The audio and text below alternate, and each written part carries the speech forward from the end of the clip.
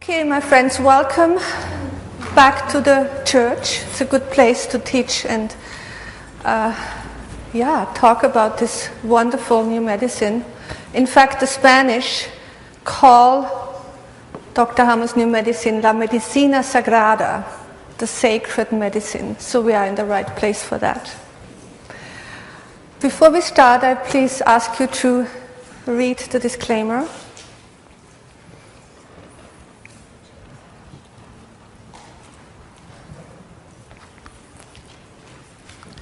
While medicine as we know it is based on the concept that diseases are malfunctions or failure of the organism, that diseases are caused by pathogenic microbes, by malignant cancer cells, defective genes, or a weak immune system. And these are just the most prevalent theories. Then there are also the so-called risk factors believed to increase the chance of developing a disease. Risk factors such as a family history of the disease, toxins in our food, in our environment, smoking, electromagnetic pollutants, geopathic radiation, diet, nutritional deficiency, hormones or stress, and the list goes on. Well, for the most part of my life, I believed all that. And I was also scared. I was scared of getting cancer and that I would have to go through this. Mastectomy, radiation, chemo. But one day, all of this completely changed. In 1999, I was in Austria at the time. I was invited to a lecture about German new medicine. First, I was hesitant because the media kept reporting that this Dr. Hammer was a charlatan, a quack, a psychopath who denied his patients the standard treatment, particularly chemo. And this was also the reason why they had stripped him of his medical license. Yet, he continued to see patients. Eventually, I decided to go and form my own opinion. And there I sat, listening to the speaker. And I was in awe, to say the least. This was science at its best. Firmly anchored in the science of embryology, Dr. Hammer was able to explain the nature of diseases based on biological principles that apply to every human being and therefore to each patient's case. Founded on 5 biological laws, Dr. Hammer provided the scientific evidence that diseases are not, as assumed, errors of nature, but instead significant biological special programs of nature created to support an organism, humans, animals, plants, during unexpected distress, bringing to light that nature is not antagonistic and hostile, but that nature is caring, that nature is creative, and that the inherent force of nature is to protect its creation and to secure its survival. That is our survival, because we are part of nature. And it's one of my favorite quotes. This is how Dr. Hammer himself experienced his discovery. Finding the biological special programs of nature was indeed a revelation. Only life itself can write such a drama. Without the death of my son and my own subsequent cancer, the true nature of diseases would probably not have been discovered for many decades to come, because conventional medicine is moving away from the secret. So let's delve into the secret of the new medicine.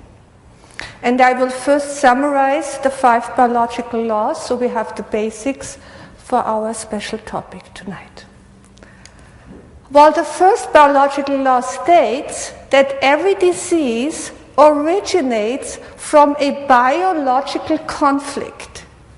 A biological conflict differs from general stress, even from extreme stress, insofar as the distress, for example, the loss of a workplace, separation from a loved one, a cancer diagnosis, occurs entirely unexpected.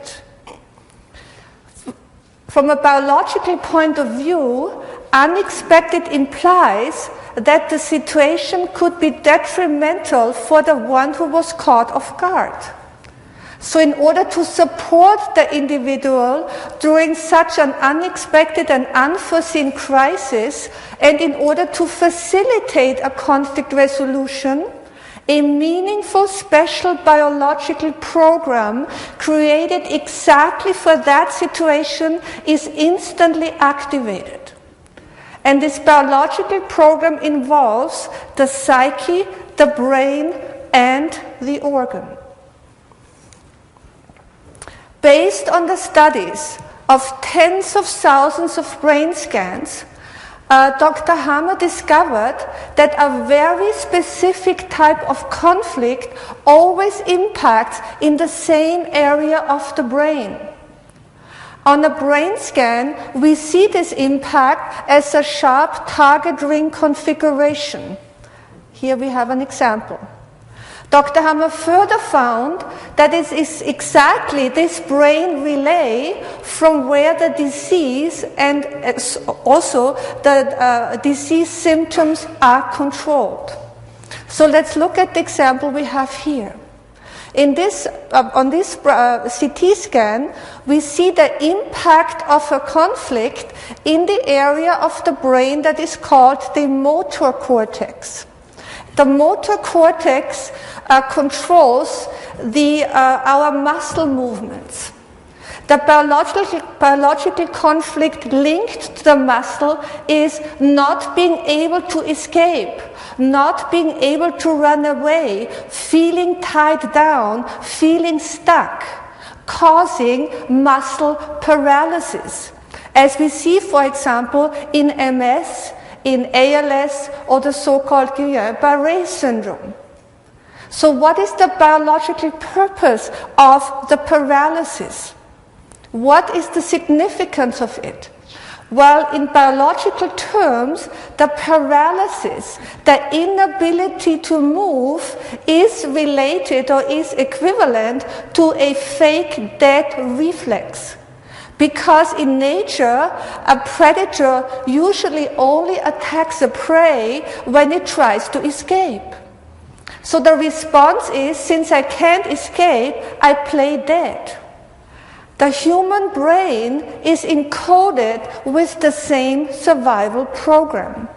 So let's look a little bit closer with this example.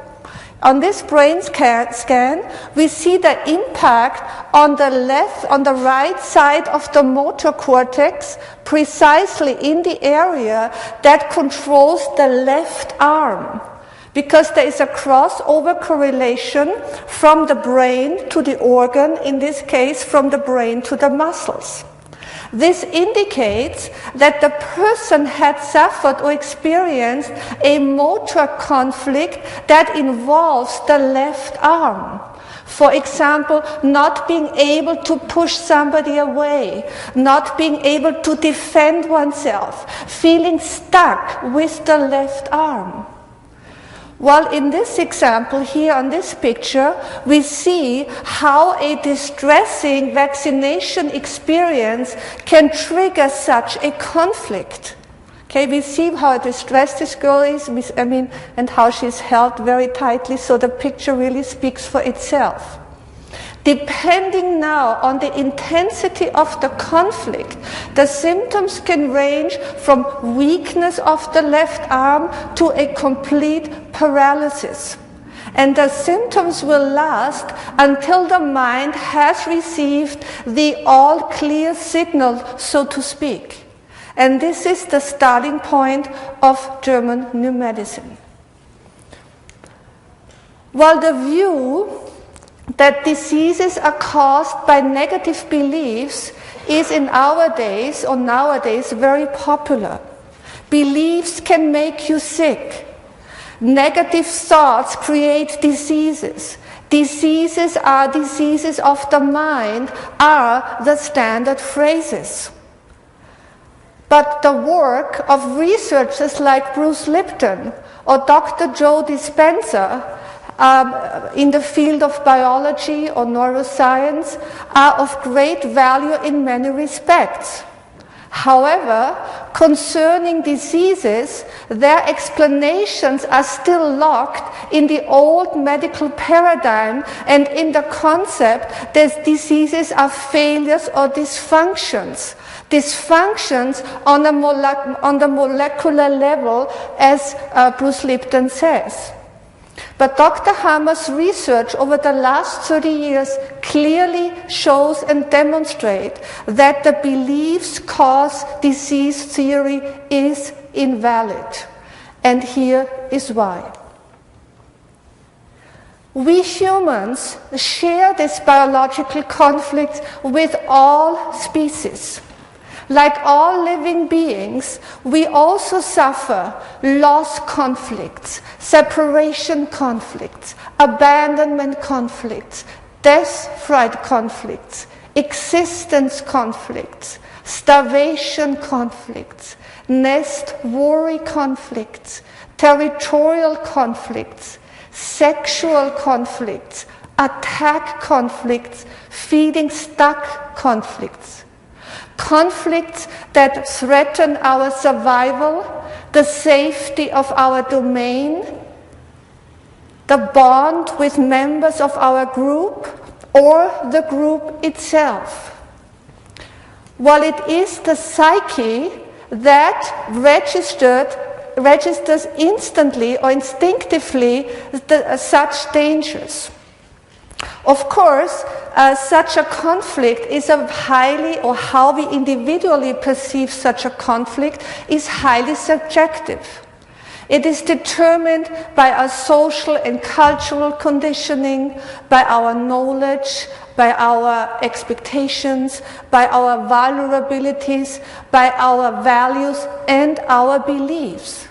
However, and this is the point, it is our biological assessment of the situation.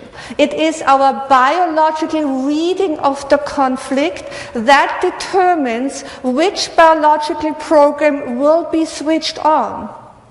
This association with a very specific biological conflict theme takes place in a split of a second, occurs entirely on a subconscious level, and involves the whole organism. So the psyche, the brain, and the correlating organ. So let's go through this with an example. Let's say a woman receives the shocking news that a husband was involved or had a car accident and that he did not survive.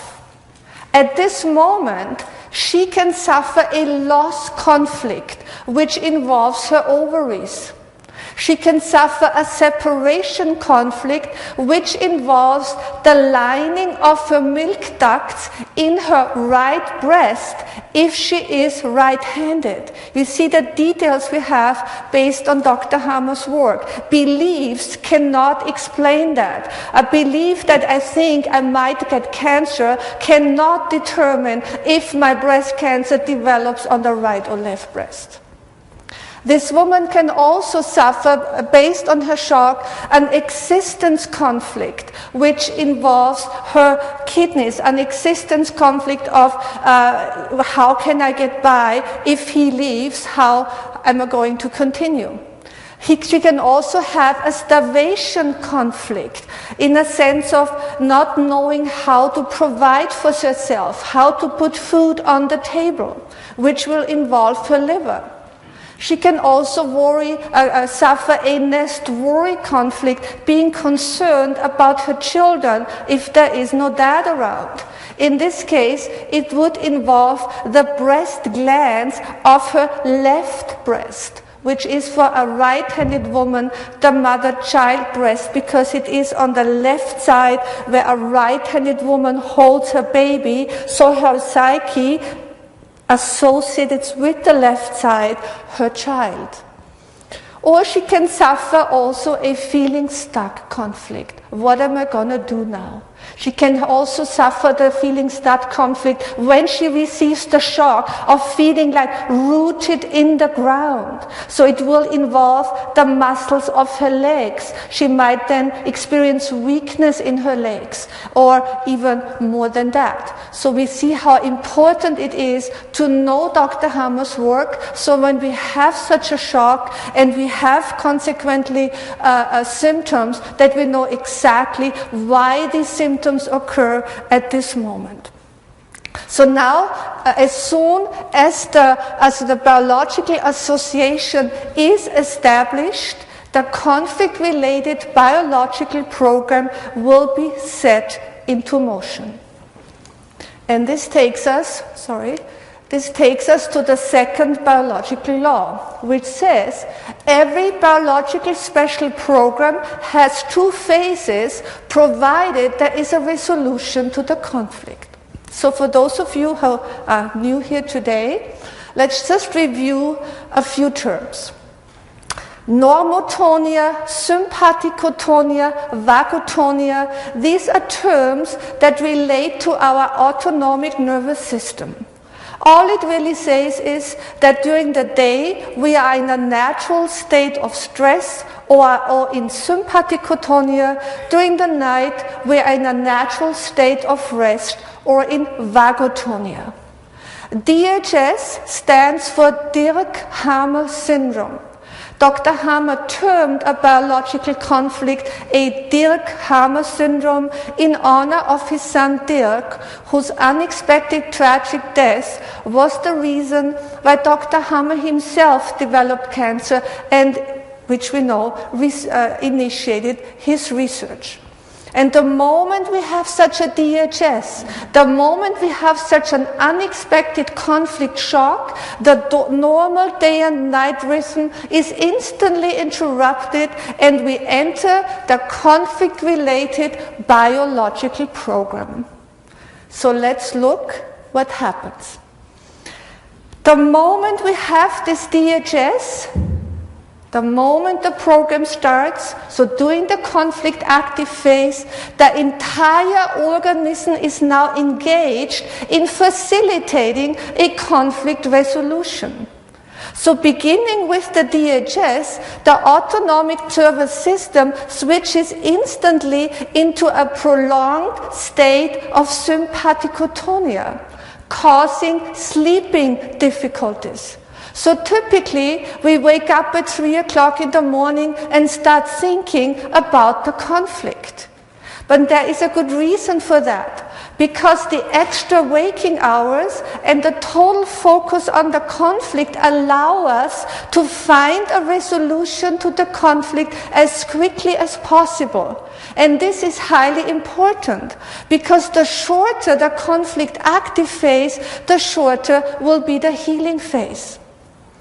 We also call the conflict active phase the cold phase, because when we are stressed, our blood vessels are constricted, and as a result we have cold hands. So we have cold hands during the entire conflict active phase.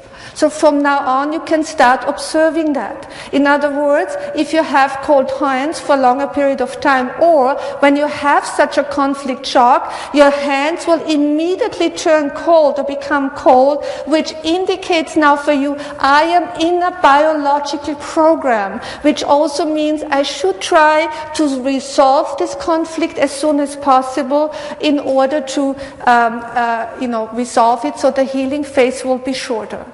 If we are not able to resolve a conflict right away because we are constrained, we want to try to downgrade the conflict, to minimize the conflict mass, which will also minimize the symptom that also occurred during the active phase. So let's look at the organ level.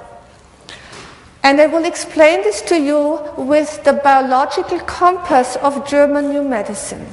Here we see again on this diagram the conflict active phase and the healing phase. And we continue first with the conflict active phase.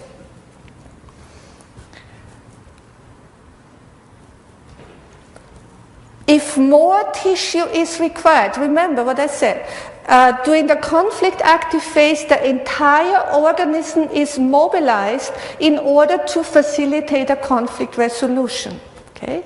So if more tissue is required to facilitate a conflict resolution, the conflict-related organ responds to the conflict with cell augmentation or cell proliferation. So here we find during the conflict active phase tumors, for example, in the colon, in the lungs, in the liver, in the pancreas, in the breast glands, in the prostate, in the uterus, but also an overactive thyroid or enlarged tonsils. And all these conditions are linked to very specific biological conflicts that Dr. Hammer has identified. While the reverse principle applies to all organs and tissues that are controlled from the cerebrum. Okay, so I've reviewed this. All old brain controlled tissue generate during the conflict active phase cell augmentation. Old brain is the brainstem and the cerebellum, so the oldest part of the brain. The opposite principle applies to all organs and tissues that are controlled from the new brain or the so-called cerebrum. So if less tissue is required in order to facilitate a conflict resolution, the conflict-related organ responds with tissue loss, as we see, for example, in osteoporosis, in necrosis of the ovaries or the testicles. And again, all these conditions are linked to very specific conflict Dr. Hammer has identified. But we also have a third category, because certain cerebrum-controlled tissues, for example, the muscles, as already mentioned, but also the tissue of the inner ear, but also the so-called islet cells of the pancreas, they respond to the related conflict not with cell augmentation, so with tissue proliferation, cell proliferation, or tissue loss, but with functional loss or functional impairment, as we have already seen with the example of muscle paralysis. Here we also find hearing loss. Here we find also diabetes.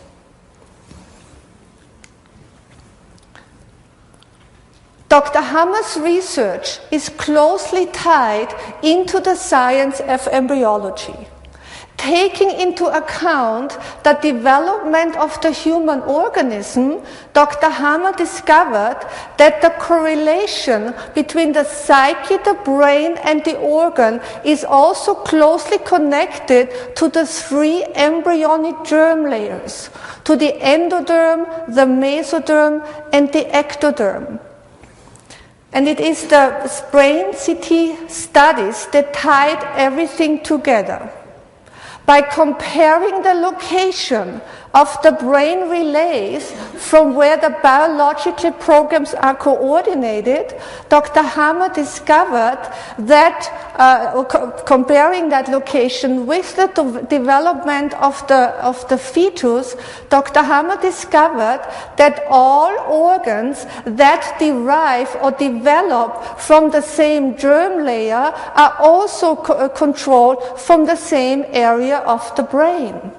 So, for example, all organs that develop from the endoderm are controlled from the brainstem. All organs that develop from the ectoderm are controlled from the cortex.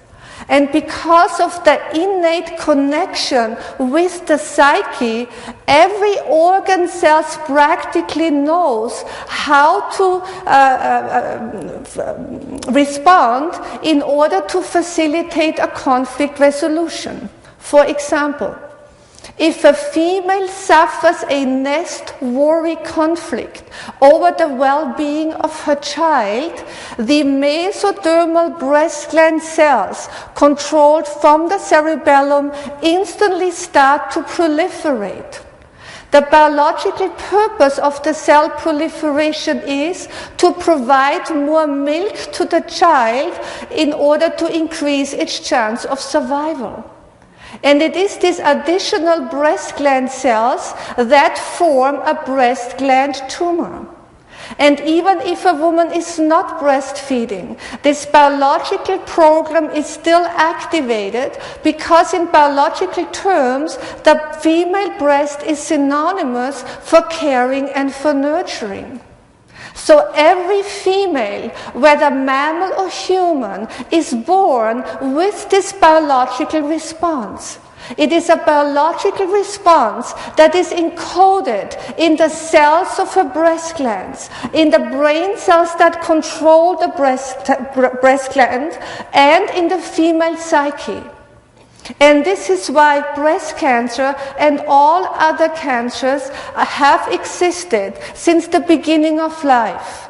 And this, my friends, is why we don't have to be afraid of cancer, of any type of disease, especially when we see what happens during the healing phase. As soon as the conflict is resolved, the whole organism is now mobilized to restore the organ to its original function. First, the autonomic system instantly switches into a state of lasting vagotonia, forcing the organism to rest while healing runs its course. And now we're seeing action.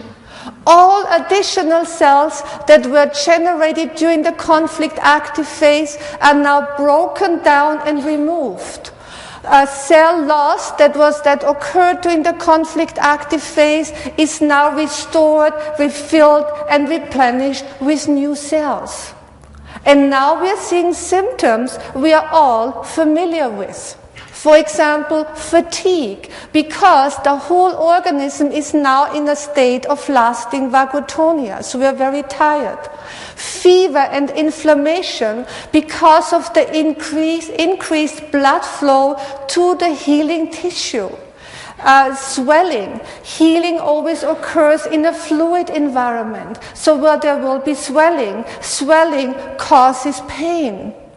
Then there is discharge, because the remnants of this decomposing and reconstructing process are now going to be eliminated. They're going to be eliminated through the urine, through the stool, through the skin, through the sputum in the case of lung cancer, through the vagina in the case of uterus cancer. Okay? There will also be night sweats, but night sweats only occur when tubercular bacteria are involved, because healing also involves the participation of bacteria and of fungi, which takes us to the fourth biological law and the beneficial role of microbes. So Dr. Hammer found and confirms that fungi and mycobacteria, which are the oldest microbes that populated the oldest tissue that is controlled from the oldest part of the brain, that these fungi and mycobacteria now remove and decompose the cells that are no longer required. So infections like candida infection or any bacterial infection only occurs during the healing phase. Tubercular bacteria and fungi also remove cancers. They remove lung tumors, liver tumors, breast gland tumors, pancreas tumors, liver tumors, prostate tumors, and so forth. All tumors that are controlled from the old brain. If a person doesn't carry the necessary microbes, let's say because of an overuse of antibiotics, the tumor stays in place and encapsulates. Healing also includes or involves the white blood cells and the so-called antibodies. It is one of the most intriguing insights we get from Dr. Hammer's work that the immune system, envisioned as a defense system against microbes, cancer cells, and toxins, is in reality a support system to aid a fast recovery. So if we only have to replace the word immune system with the term support system, and we are right in the heart of the new medical paradigm. We are right in the heart of the new medical paradigm, and the belief or the thought that there is a war in our body, or that there is a self-attack as proposed in the autoimmune system theory, that such a belief is outdated. And that the idea of fighting diseases and of beating a cancer is no longer necessary. It is meaningless, particularly when we understand that most healing symptoms, including cancers, many cancers in fact, are already healing symptoms. So if we take a look at these symptoms, we also recognize that many of them also occur when any wound is in healing. Okay, look at that. Here's a wound on a knee. What do we see? We see inflammation. We see swelling. We see definitely the man in pain. We see discharge, oozing, pus. Right? Well, my friends, the healing of cancer is exactly the same. There is no difference. So we might want to ask, why does healing, if these are all healing symptoms of so-called diseases, why does healing often take so long? Why do diseases become chronic? Well, the answer is because we keep scratching that wound in our psyche. Or we allow others to reopen a wound that is trying to heal. And we also have to be aware that most pharmaceutical drugs interrupt the healing phase. And the most brutal kind of interruption is chemo treatment. So this takes us back to the beginning, and we can close the circle and can compare the old medicine with the new medicine. So the old medicine claims that diseases are caused by pathogenic microbes. Based on the fourth biological law, microbes are not pathogenic. They are not disease-causing. On the contrary, microbes like bacteria or fungi participate in the healing process. Malignant cancer cells. Based on the third biological law, cancer cells are never malignant. Either they serve a biological purpose, which is during the conflict active phase, or they participate or are part of a refilling and replenishing process. Defective genes. Well, I take the liberty to refer to an article that I posted a few weeks ago on our website entitled Understanding Genetic Diseases in the Context of German New Medicine, where I go into that theory in great details. Weak immune system, well, we know there is no such a thing as an immune system. There's only a support system that assists the healing process. Well, in light of the new understanding of diseases, risk factors or the risk factor theory also has to be re-evaluated. A poor diet, toxins in our food, in our environment, smoking, geopathic radiation, electromagnetic pollutants do not cause diseases. However, these factors deplete our body of energy, energy needed particularly when we are in healing. Anything that drains the body's vitality makes the recovery phase much more difficult. A healthy diet, on the other hand, staying away from smoking, clearing the geopathic stress zones, and preventing the exposure to pollutants, toxins, and so forth, definitely accelerates the healing process. It can accelerate the recovery process immensely. And also, if we are in good shape, so to speak, we are less susceptible to have a conflict shock. This is prevention, one of many aspects. And this is also why we have to take care of ourselves.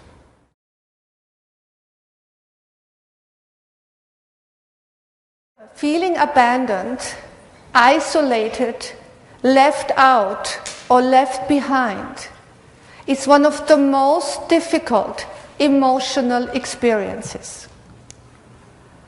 We are by nature social beings, so we are all born with the desire to bond and to be with others, to be with our mother, our parents, our friends, our mate. And Dr. Hammer found that an abandonment is linked to our kidneys. To be more precise, to the kidney collecting tubules. In order to understand this better, we're going to look at the different tissues of the kidney and also the function of the kidney. The kidney collecting tubules are the oldest tissue. You see, in German New Medicine we work with color, so it's yellow, it's the oldest tissue.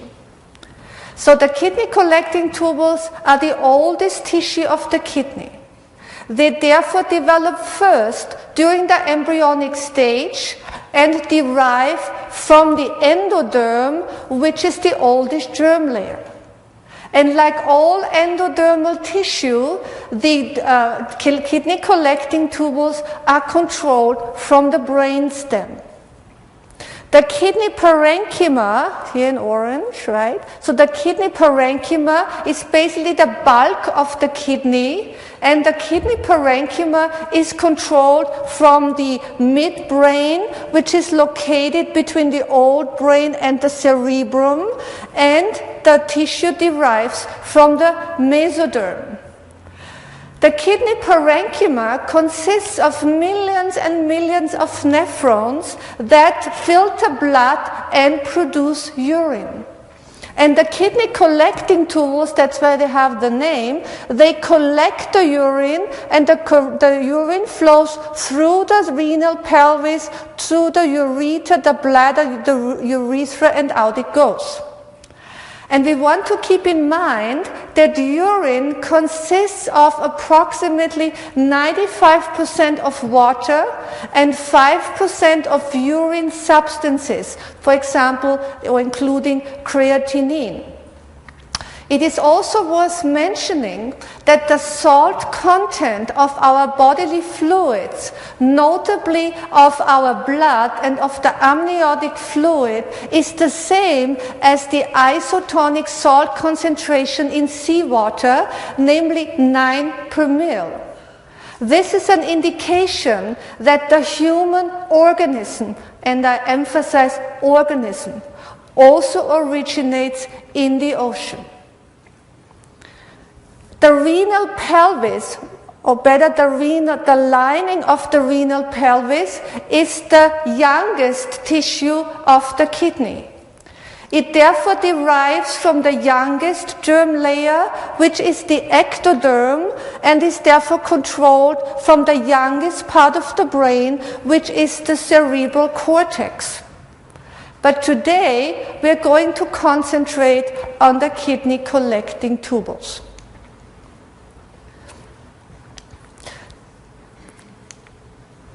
The kidney collecting tubules provide us with one of the most significant survival programs that relate back to the time when our evolutionary ancestors were still living in the water, and being thrust on shore would be a life-threatening situation. If this is the case, the kidney collecting tubule would instantly start to proliferate. The biological purpose of the cell proliferation is to close the excretion filter in order to withhold water to prevent the organism from drying out. This water retention program is vital because without water, all metabolic processes of the body stop functioning. And Dr. Hammer discovered that our kidney collecting tubules respond the same way when we feel like a fish out of water. When we feel ousted, excluded, left behind, isolated, and alone. We therefore call the conflict linked to the kidney collecting tubules an abandonment conflict. We also call it an existence conflict. An existence conflict is experienced as a fear for one's life. A cancer diagnosis, for example, can trigger such an existence conflict. An existence conflict can also be experienced when our livelihood is at stake. The feeling behind the conflict is, I have lost everything. This could be the loss of a home, it could be the loss of a loved one, of a parent, of a child, of a partner who provided safety and a home, physically and emotionally. And this, my friends, is what happens. The moment the abandonment or existence conflict occurs, the conflict impacts in the area of the brain that controls the kidney tubules, and the program is switched on. Starting with the conflict, there will be cell proliferation in the kidney collecting tubules, and the cell proliferation closes the excretion filter, causing water retention. But the body not only retains water, but also creatinine. Clinically, this creatinine retention is called uremia. Creatinine is a waste product of the protein metabolism and is usually excreted with the urine. But in the critical event of an existence conflict, the kidney recycles creatinine into protein in order to provide the body with nutrition. Why? Because for our evolutionary ancestors, the biological conflict of being swept out of the water environment meant, in addition to the danger of drying out, also a threat of starvation, particularly of dying from protein deficiency. And for this emergency situation, Mother Nature has created yet another biological program, which is to convert a toxin like creatinine into food in order to give the organism a chance to survive. Isn't that beautiful? The degree of the water retention, just think logically, the degree of the water retention is determined by the intensity of the conflict.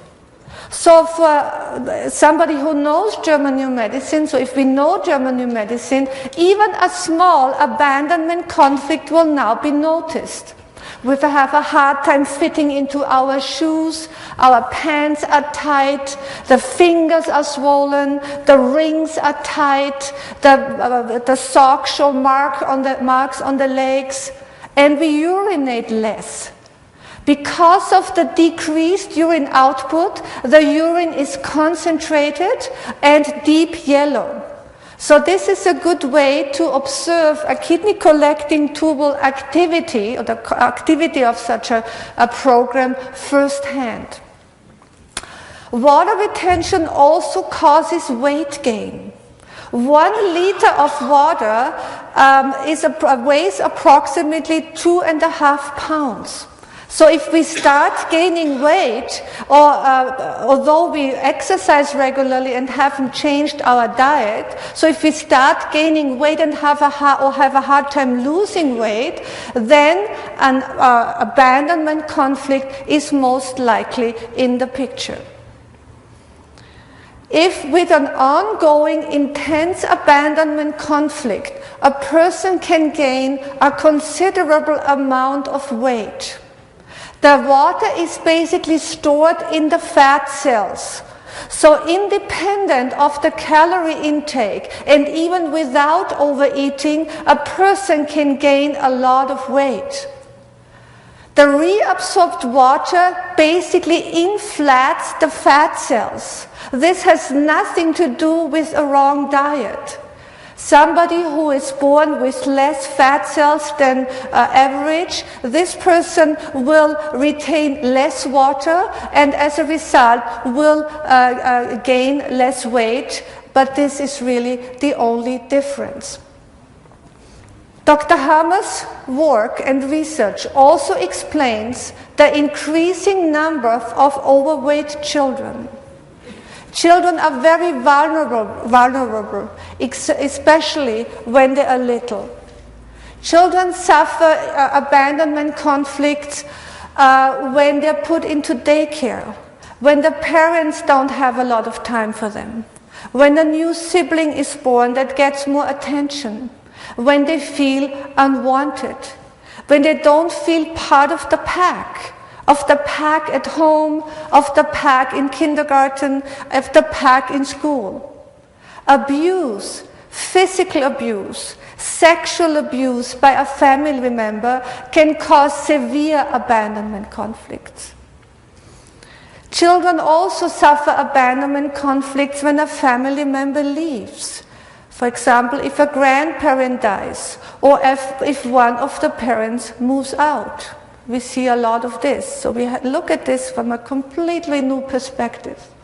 What is interesting in German, or in the German language, the word abandonment, the word for abandonment is sich Mutterseelen allein gelassen fühlen, which means to be left without your mother's soul.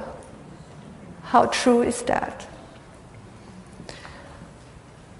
Dr. Hammer's work also explains why kidney problems are so often, or we see kidney problems so often in pets. Our pets suffer terribly when they are neglected or when they are abandoned, and we also see it in their eyes. So if the abandonment or existent conflict lasts over a long period of time and is very intense, then the cell proliferation in the tubules forms a kidney tumor. Well, whether the right or left kidney is involved is random. Also, what we have to realize is that every kidney has 3 sets of tubules. So the tumor grows or develops in one of the kidney and in one of the tubules. But in any case, there is no reason to panic. A tumor is never malignant. It always serves a biological purpose. We have to learn to understand this response on the organ level in the biological context and the programs that we have inherited. So let's see what happens during the healing phase. Well, as soon as the conflict is resolved, the proliferation in the tubules instantly stops. And now tubercular bacteria and fungi start to remove the tumor. Okay? According to the fourth biological law, fungi and bacteria are the oldest microbes that populated the oldest tissue, and they start to remove the now superfluous cells as soon as the conflict is resolved. When tubercular bacteria are involved, then we see during the healing phase kidney tuberculosis. While in our part of the world, people are not supposed to have tuberculosis. So the condition was renamed. It is now called nephrotic syndrome. In the third world, however, it is still called tuberculosis, or maybe AIDS. When fungi are involved, like candida fungi, then we see during the healing phase so-called renal candidiasis, basically a fungal kidney infection. But based on the fourth biological law, it is not the fungi, it is not the DB bacteria that cause the infection. On the contrary, the DP bacteria and the fungi, they help to heal the cancer. So it is only the symptoms like inflammation, fever, a cloudy urine, or night sweats that are interpreted as an infection. There's also another important thing we have to keep in mind in the healing of the kidney, which is protein loss. Because tubercular secretion is rich in protein, which is now excreted through the urine, causing protein deficiency. Severe protein deficiency can cause serious complications. In fact, it can cause death. So eating food rich in proteins is essential during the healing phase. If a person has a hard time eating, then protein drinks are a great option, but also supplementation with amino acids, which are building blocks of proteins, are also of great help. Another thing we should keep in mind that we should not should consume protein before 3 p.m. in the afternoon. Because after 3 p.m., the body has a difficult time with breaking down proteins. Proteins should also not be mixed with carbohydrates, because mixed with carbohydrates, the protein metabolism slows down. So we understand now that the healing phase is definitely the wrong time for raw food diets, for juice diets, or for fasting, which is often recommended if somebody has cancer. And this, my friends, applies to all tumors that are decomposed during the healing phase, which are tumors and cancers that are controlled from the old brain. So not only to kidney cancer, but also to liver cancer, pancreas cancer, prostate cancer, colon cancer, breast cancer, and so forth. Okay? So we really should watch our diet. The trick is, as soon as a person has night sweats, we know tubercular bacteria are involved, and this is when we need the proteins. We often see cancer patients of people that have cancer wither away, although they are not on chemo, excuse me, because they don't get enough proteins. Okay, so proteins, proteins, proteins. Well, if a person doesn't have the microbes, doesn't carry the microbes, again, often because of an overuse of antibiotics, then the kidney tumor stays in place and encapsulates.